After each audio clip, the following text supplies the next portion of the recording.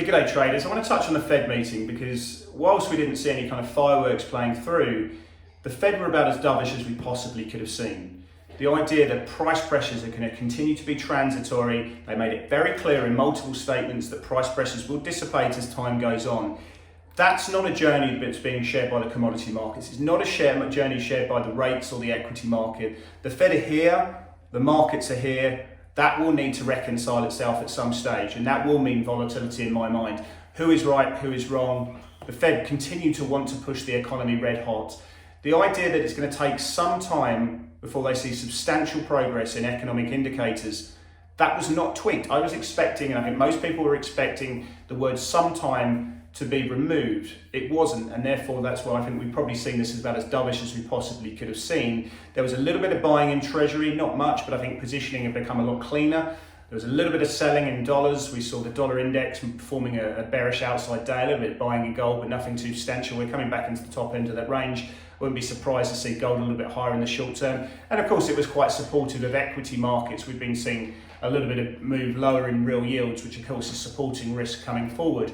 But the Fed have made it very clear that they're watching the labour market, and not necessarily the U3 rate, but the broader measure, the U6 rate, which currently stands at 10.7%.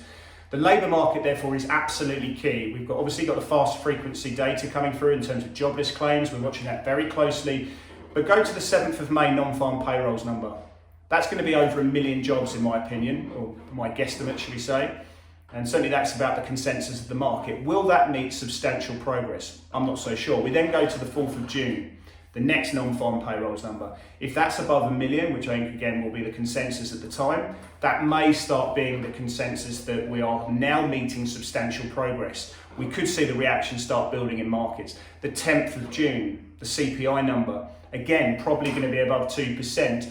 This will start meeting the substantial progress test coming through in markets. We then go to the 17th of June, which is when the FOMC meeting. That could be a live meeting. We could see some volatility around that. You're going to be watching your dollar, you're watching your rates exposure and your NASDAQ exposures coming into that kind of meeting as well.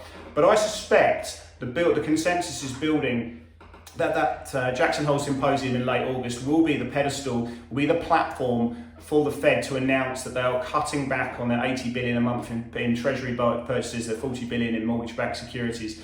But this meeting, what we've been seeing, everything was offset with nuance. Positive messages were offset with nuance.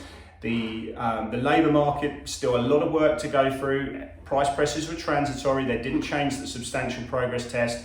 But I think you're seeing a situation where the market is getting genuinely concerned that the Federal Reserve are behind the wheel in this situation. So you may see a backup in long-term rates going forward, and you may see a steeper curve, and you may see some volatility pick up in the weeks ahead. Also seeing Facebook coming out after market, fantastic results. Revenue up 48%, smashed expectation. Ad revenue up 46% at a time where we're seeing demand for ads going up, prices for ads going up, they're smashing expectations, their margins were pretty good. Apple numbers, fantastic numbers. You've got a company that have come out and increased 90 billion to their buyback, increased their dividend, EPS at 140. You've got revenue smashing street expectations, gross margins at 42.5%, the market was looking for 36%. This is a company which is doing everything right at the moment from these numbers, probably looking for a bit more in terms of guidance, but fantastic numbers, and it's broken out of that consolidation range, 120, 135, 131. So I would be expecting this to now play a bigger part in index contribution. But certainly we've watched the Fed, nothing really expected here, but they were much more dovish, I think, in the market's eyes. They've got a lot more work to do going forward. We'll see the reaction as we go through Asia today.